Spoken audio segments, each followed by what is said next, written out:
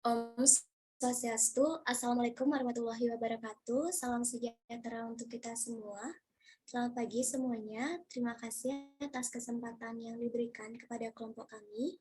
Baik, pada kesempatan kali ini kami akan membahas materi mengenai sistem akuntansi pemerintahan daerah dan dokumen pelaksanaan anggaran. Adapun kelompok kami terdiri dari saya sendiri, yaitu Sayu Anggi Dewi Sapitri dengan NIM terakhir 1033, dan rekan saya Ikomang Bayu Artajaya dengan NIM terakhir 1034, dan Gusti Ayu Made Widya Santika dengan NIM terakhir 1047. Nah, pada materi yang pertama, kami akan membahas mengenai reformasi manajemen keuangan negara atau daerah. Nah, yang pertama yaitu era sebelum otonomi daerah, di mana pada era ini manajemen keuangan negara atau daerah masih belum dianggap sebagai hal yang penting sebagai akuntabilitas anggaran kepada publik. Laporan keuangan pemerintah hanya bersifat semu, dengan dasar penyajian yang tidak jelas.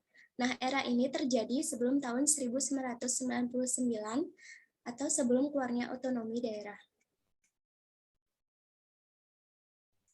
Kemudian yang kedua, ada era transisi otonomi. Nah, pada era ini, Undang-Undang Otonomi Daerah sudah diberlakukan, di mana masyarakat sudah mulai memperhatikan manajemen keuangan negara atau daerah. Kemudian pada era ini, implementasi terhadap keuangan daerah sudah mulai dilakukan. Namun masih dalam kondisi transisi antara sistem lama dengan sistem baru sehingga masih dilakukan pengembangan. Kemudian yang ketiga ada era pelaksanaan otonomi. Nah, pada era ini, otonomi daerah sudah mulai diberlakukan. Sosialisasi pelaksanaan otonomi daerah sudah cukup luas hingga di daerah sehingga pelaksanaan otonomi sudah mulai dievaluasi. Kemudian, penerapan sistem akuntansi pemerintahan daerah sudah efektif dilakukan, bahkan beberapa daerah sudah mendapatkan opini yang baik dalam laporan keuangannya.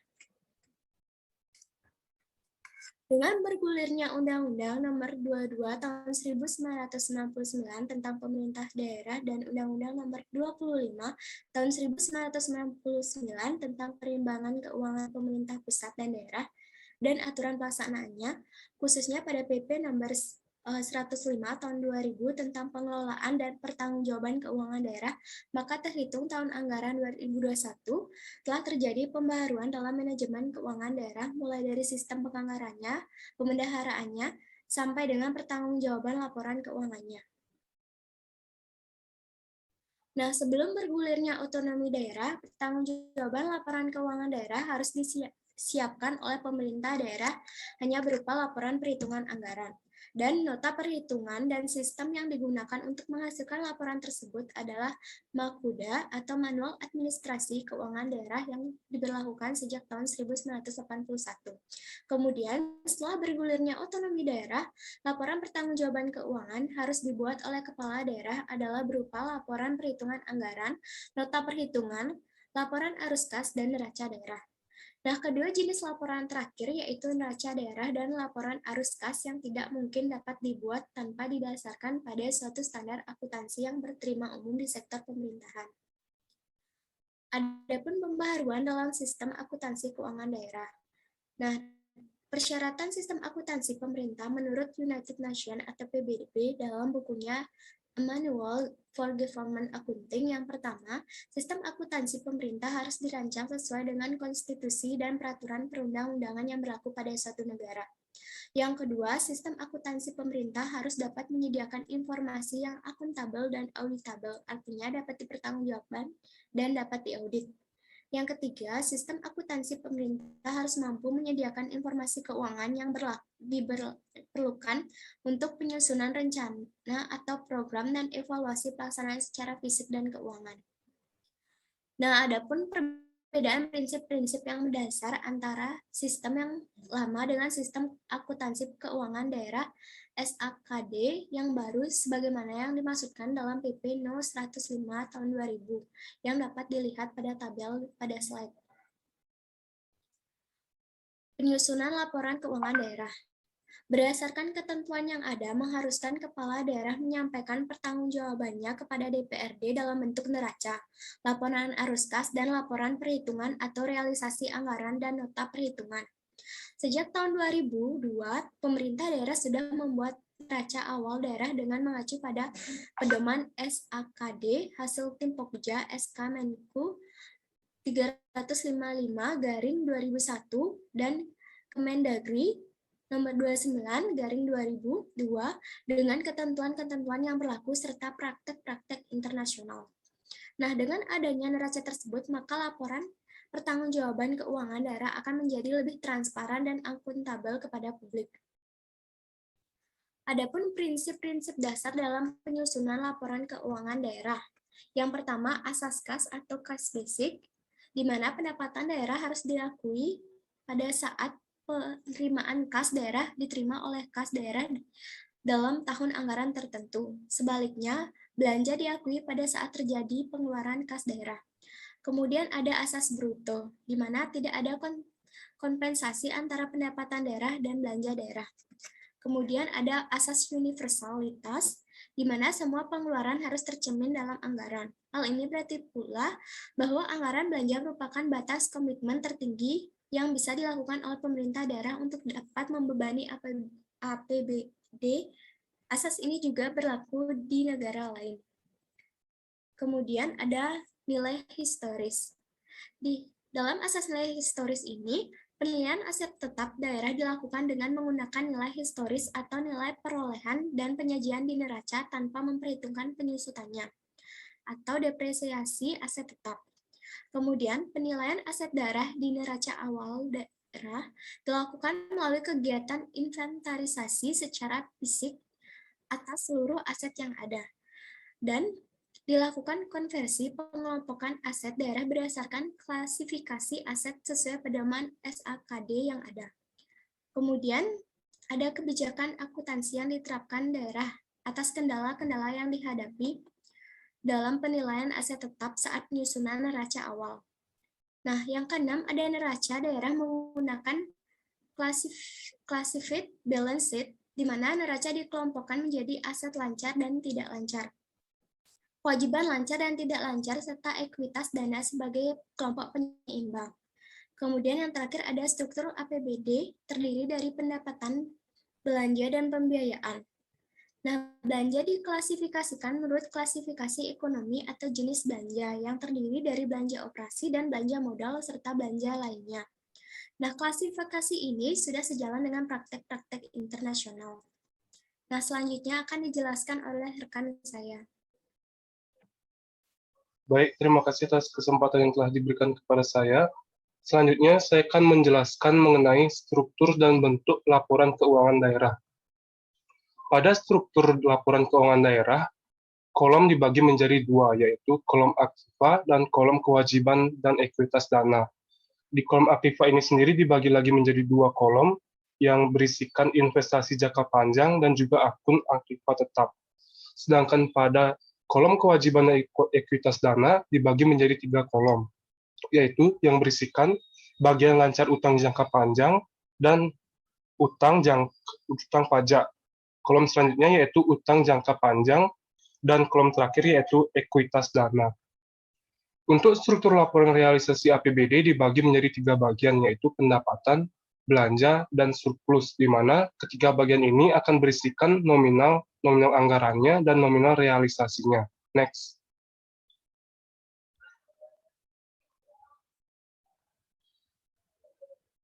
Selanjutnya yaitu proses penyusunan sistem akuntansi pemerintah daerah atau SAPD. SAPD sendiri adalah proses pencatatan, pengklasifikasian, dan peringkasan transaksi keuangan daerah, serta pelaporannya dalam rangka pertanggungjawaban APBD. Pengimplementasian SAPD ini bertujuan untuk meningkatkan efisiensi dan efektivitas proses di pemerintah daerah, mendukung operasi rutin harian, dan meningkatkan kualitas laporan keuangan. Next.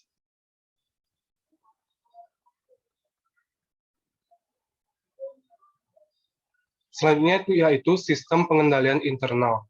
Sistem akuntansi yang bagus adalah sistem akuntansi yang di dalamnya mengandung sistem pengendalian internal yang memadai. Pengertian dari sistem pengendalian internal atau SPI ini sendiri adalah proses kegiatan yang dilakukan oleh manajemen eksekutif dan jajarannya untuk memberikan jaminan atau keyakinan yang memadai atas tercapainya tujuan organisasi. Komponen SPI sebagaimana diatur dalam PP nomor 60 tahun 2008 tentang sistem pengendalian intern pemerintah terdiri atas 5 komponen, yaitu yang pertama, lingkungan pengendalian, yang kedua, penilaian risiko, yang ketiga, kegiatan pengendalian, yang keempat, informasi dan komunikasi, dan yang kelima, pemantauan. Next.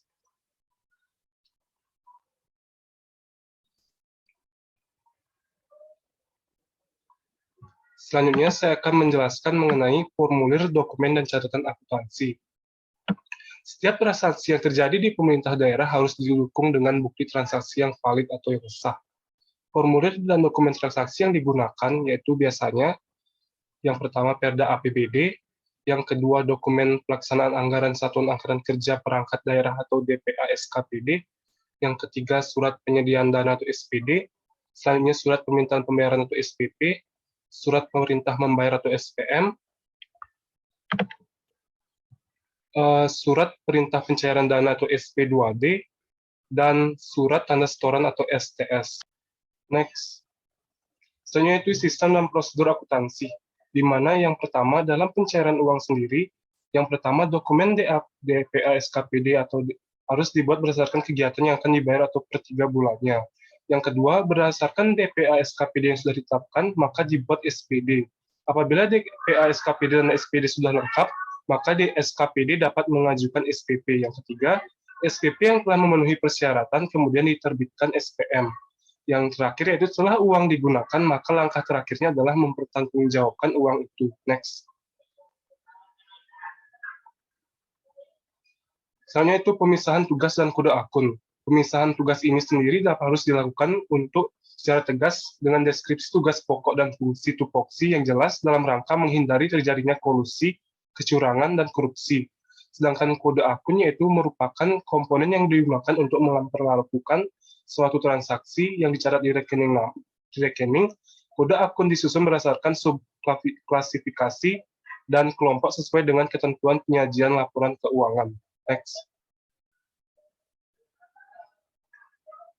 Selanjutnya akan dijelaskan oleh rekan saya.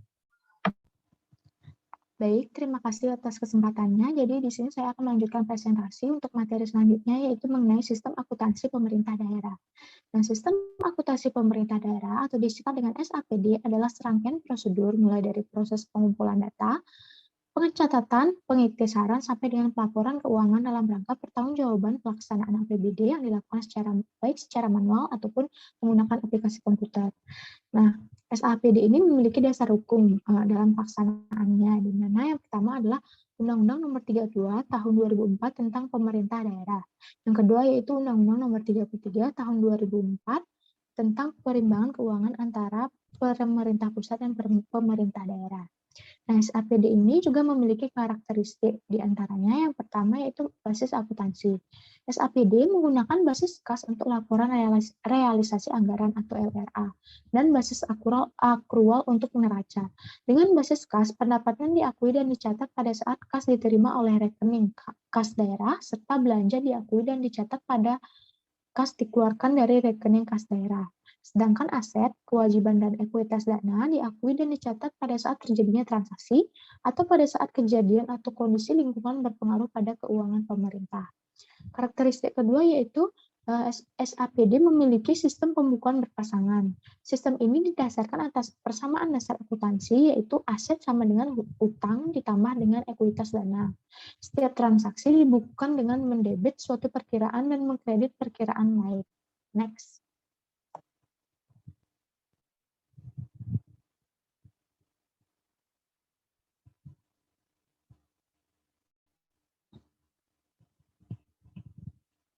Nah, untuk materi selanjutnya yaitu mengenai sistem akuntansi satuan kerja pada pemerintah daerah. Sistem akuntansi satuan kerja ini terdiri dari yang pertama adalah akuntansi pendapatan, yang kedua adalah akuntansi belanja, yang ketiga adalah akuntansi aset, dan yang terakhir adalah akuntansi selain kas. Next.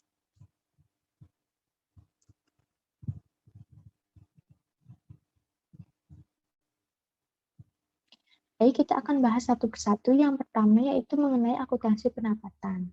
Akuntansi pendapatan dilaksanakan berdasarkan asas bruto, yaitu dengan membukukan penerimaan bruto dan tidak mencatat jumlah netonya, atau setelah dikompensasi dengan pengeluaran. Akuntansi pendapatan SKPD dilakukan hanya untuk mencatat pendapatan asli daerah atau PAD yang berada dalam wewenang SKPD.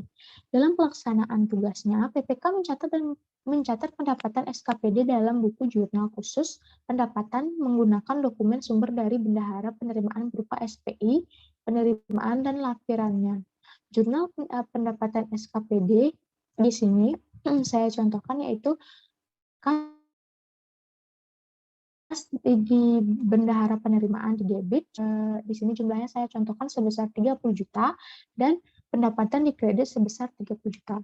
Pendapatan yang diterima oleh bendahara penerimaan SKPD kemudian disetor kepada rekening kas daerah atau Kasda. PPK mencatat transaksi penyetoran tersebut dengan menjurnal yaitu RK PPKD di debit sebesar 30 juta dan kas di bendahara penerimaan pada sisi kredit sebesar 30 juta. Pada saat setoran pendapatan tersebut diterima di rekening kas daerah, sistem akuntansi PPKD akan mencatat transaksi penerimaan tersebut dengan menjurnal kas di Kasda pada sisi debit sebesar 30 juta dan RK PPKD di sisi kredit sebesar 30 juta. Next. Selanjutnya yaitu akuntansi belanja. Akuntansi belanja pada satuan kerja ini meliputi akuntansi belanja UP, GU, TU, dan LS. Nah, di sini saya akan bahas salah satu saja yaitu UP. UP atau uang persediaan adalah uang muka kerja yang bersifat pengisian kembali atau revolving. Penerimaan UP ini akan dicatat oleh PPK SKPD dengan menjurnal. Yang pertama yaitu kas di bendahara pengeluaran di debit sebesar 100 juta, yang di sini saya contohkan. Kemudian untuk RK PPKD di kredit sebesar 100 juta. Sedangkan sistem akuntansi PPKD akan mencatat RK SKPD di debit dan kas di Kasda pada kredit. Belanja yang dilakukan oleh SKPD menggunakan uang persediaan ini akan dicatat dalam buku jurnal khusus belanja dengan mendebit akun belanja yang sesuai dan mengkredit kas di bendahara pengeluaran. Yang ketiga yaitu akuntansi aset. Nah, transaksi-transaksi dalam akuntansi aset dikelompokkan menjadi dua, yaitu yang pertama adalah penambahan nilai aset tetap. Di mana hal ini dapat berasal dari perolehan aset tetap melalui belanja modal, perolehan aset tetap dari bantuan, hibah atau donasi, evaluasi aset dari hasil kegiatan sensus barang, dan lain sebagainya. Yang kedua yaitu pengurangan nilai aset tetap, yaitu dapat terjadi karena pelepasan atau penghapusan barang daerah, depresiasi atau penyusutan, dan pentransferan aset tetap kepada SKPD lainnya. Dalam kasus penambahan nilai aset, PPK akan mengakui penambahan aset tetap dengan berjurnal. Di sini saya contohkan yaitu aset tetap sebesar 200 juta di sisi debit, kemudian diinvestasikan dalam aset tetap pada sisi kredit sebesar 200 juta. Sedangkan jika ada pengurangan aset tetap, PPK mengakui pengurangan aset tetap dengan menjurnal, diinvestasikan dalam aset tetap di debit dan aset sesuai jenisnya pada kredit. Next.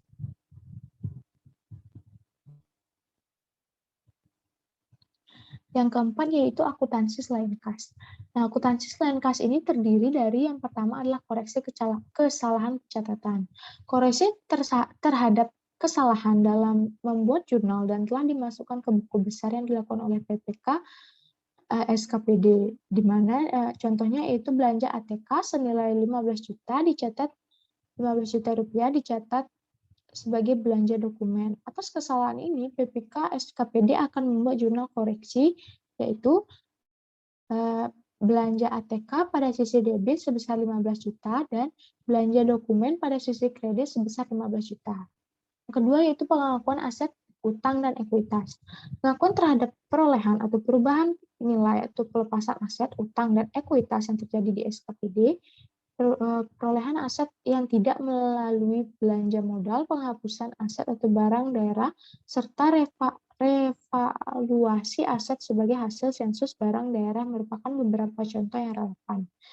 Contohnya yaitu diterima surat keputusan penghapusan barang karena kebakaran gudang. Nilai mesin tik dalam neraca sebesar 200.000. Nah, akan dijurnal sebagai berikut, yaitu diinvestasikan dalam aset tetap sebesar 200.000 di sisi debit dan mesin tik pada sisi kredit sebesar 200.000. Yang ketiga yaitu jurnal depresiasi. Selain tanah dan konstruksi dalam pengerjaan, seluruh aset tetap SKPD dapat disusutkan sesuai dengan sifat dan karakteristik aset tersebut. Jurnal penyusutan aset tetap ini dibuat di akhir tahun. Nah, contohnya yaitu jurnal penyusutan papan tulis elektronik oleh SKPD, yaitu diinvestasikan dalam aset tetap pada sisi debit, di sini dicontohkan sebesar 500.000, dan akumulasi penyusutan papan tulis elektronik pada sisi kredit sebesar 500.000. Yang terakhir yaitu jurnal terkait transaksi yang bersifat accrual dan prepayment. Merupakan jurnal yang dilakukan dikarenakan adanya transaksi yang sudah dilakukan SKPD, namun pengeluaran kas belum dilakukan atau terjadi transaksi pengeluaran kas untuk belanja di masa yang akan datang atau prepayment. Next.